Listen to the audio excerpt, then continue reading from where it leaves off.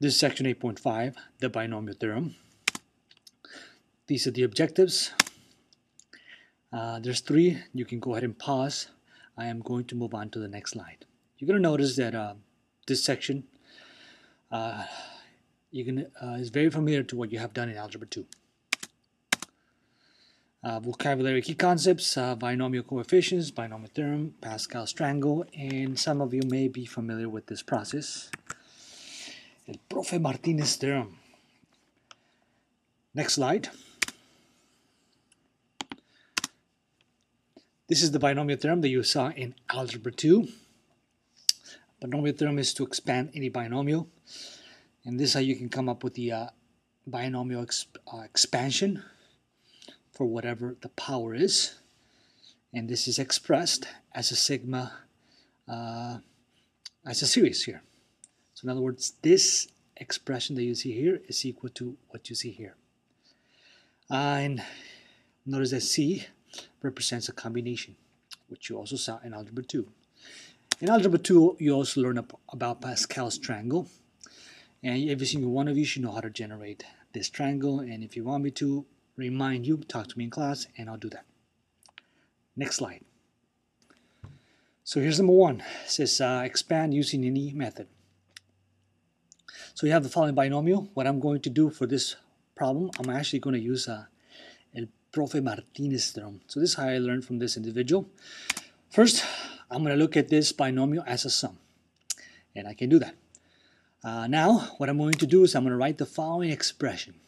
You did this in Algebra 2, which is basically taking the this base and then this base and expressing the following way. Now, from here, I'm going to generate the exponents. Here we go. I'm going to start with the 2x cubed base. So this is 5, 4, 3, 2, 1, 0. How do I come up with the base of, the exponent of the negative y? I'll go backwards. 5, 4, 3, 2, 1, and 0. From here, now that I have this, I'm going to generate the coefficient that is going to go in front of each expression here. So this is what I'm going to do. Let me change the color. I'm going to put a 1 here. Why? Because we have a coefficient of 1. And this is what I'm going to do. I'm going to take this 1. I'm going to multiply times this 5. And then I'm going to divide it divided by 1. 1 times 5 divided by 1 gives me 5. That's the coefficient that goes in front of this expression. How do I generate this? I'm going to repeat the process. Let me change the color here. 5 times 4 divided by 2. So this is 20 divided by 2, which is 10. Let me go back to green.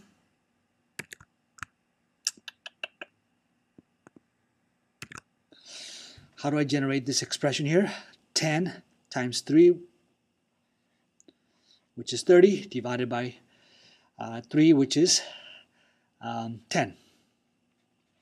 I'm not going to change the color now. So then, how do I generate this coefficient? 10 times 2 divided by 4, which gives me 5.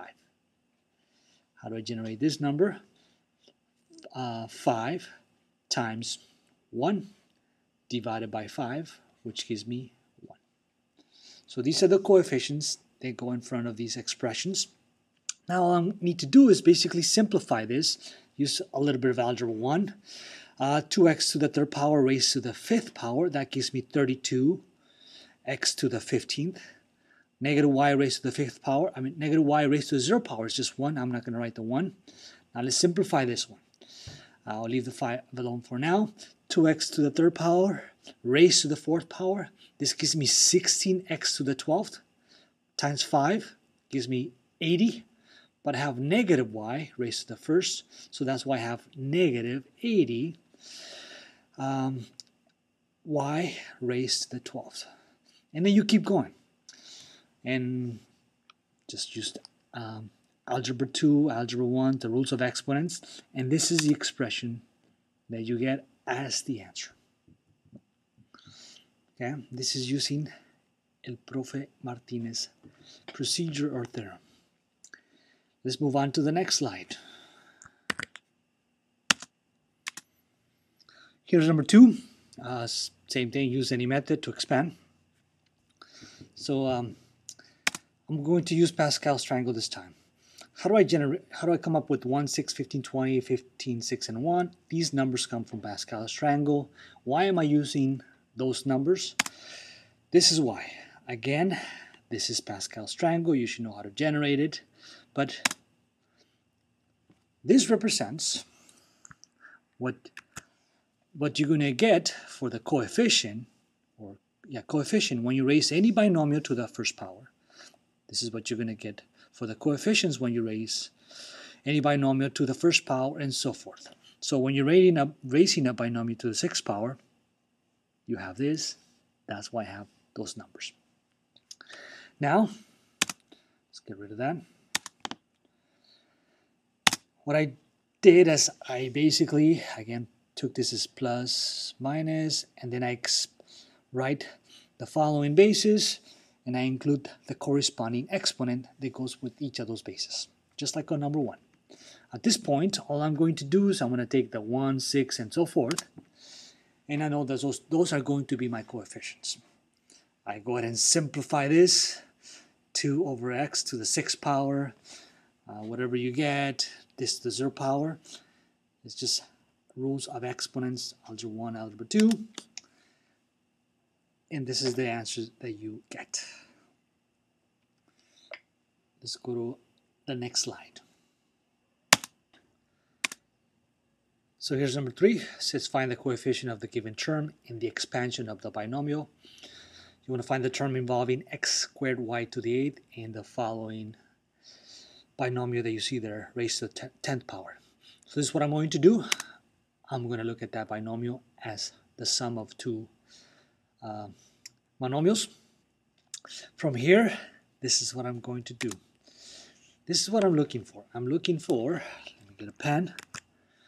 I'm looking for the coefficient that goes along with x to the 2nd, y to the 8th. This is how I'm going to be able to do this. I am going to use a portion of the binomial theorem, which is here. I'm calling this the first base.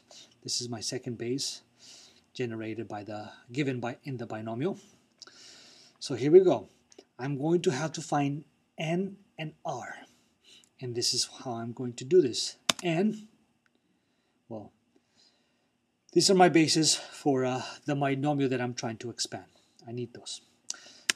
So what's my n? My n is 10. It's always the power that you're raising the binomial to. Now what is the r? Well, if you compare this to this, you want this to be to the what power?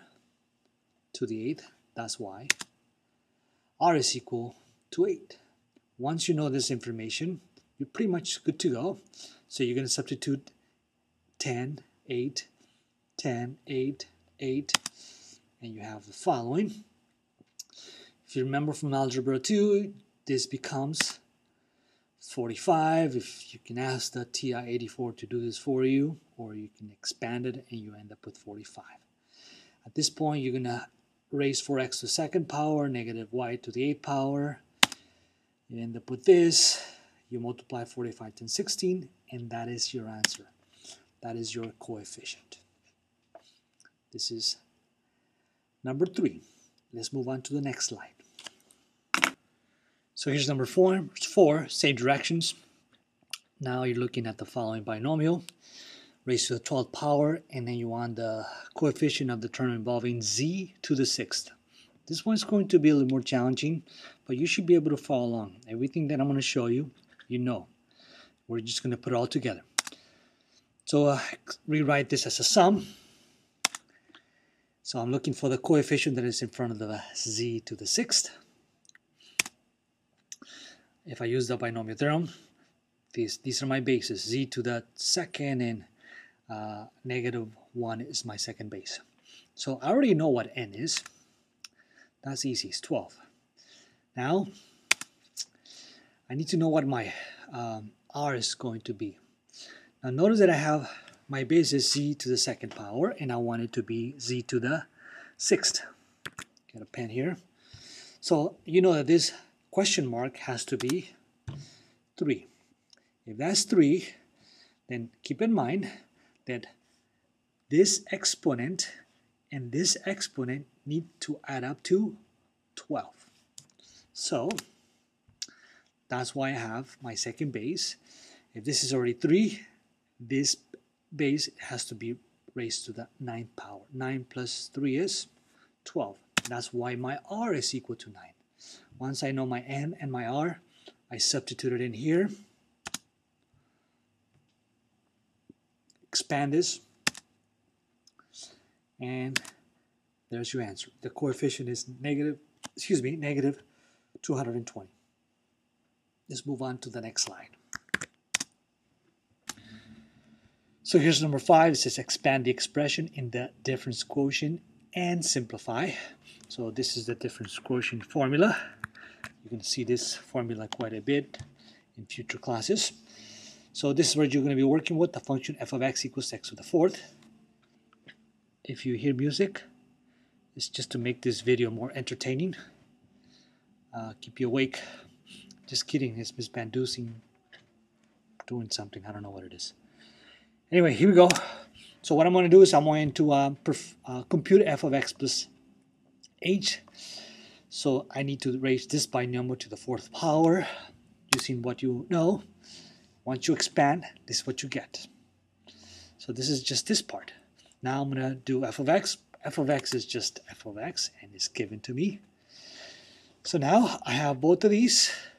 So now what I'm going to do is I'm going to take this answer and subtract this answer, and then I'm going to divide it by h. Apply the formula, and this is what I have. Notice that at this point, the x to the 4th and the x to the 4th are gone. I'm left with all this that you see in the middle over h. And notice that every single term in this expression that is left over has an h that we can factor out. Once you do that, it's gone. After you cancel, and this is the answer, and just a little technicality, h cannot equal 0. Next slide. So same directions. Now we have f of x equals 1 over x. Same process as number 5. I'm going to first compute f of x plus h, and this is what I get. F of x is just 1 over x, which it is what it was given to me. Then I'm going to apply the difference quotient formula. I substitute. This is my f of x plus h, which is right here. 1 over x plus h minus my f of x, which is 1 over x, all over h. And then at this point, I'm just going to have to simplify this, make it pretty. You had problems like this in Algebra 2. So what I'm going to do is I'm going to make this numerator have its own denominator, have the same denominator. So I need to multiply this first rational expression by x over x, this second rational expression by x plus h, top and bottom. Once I do that, I leave the denominator of h alone. And I simplify. Notice that if I multiply -1 times this binomial, I get negative h. Negative x minus h is which is what I have here. And the denominator of x times x plus h. Notice that these are gone now. So from here, I can clean it up a little bit more. And this is what I get. At this point, this still looks funny. So what I'm going to have to do is get rid of this denominator of h. So I multiply top and bottom by 1 over h. Once I do that, this is my answer. This is the answer to problem number 6, and this also concludes the video.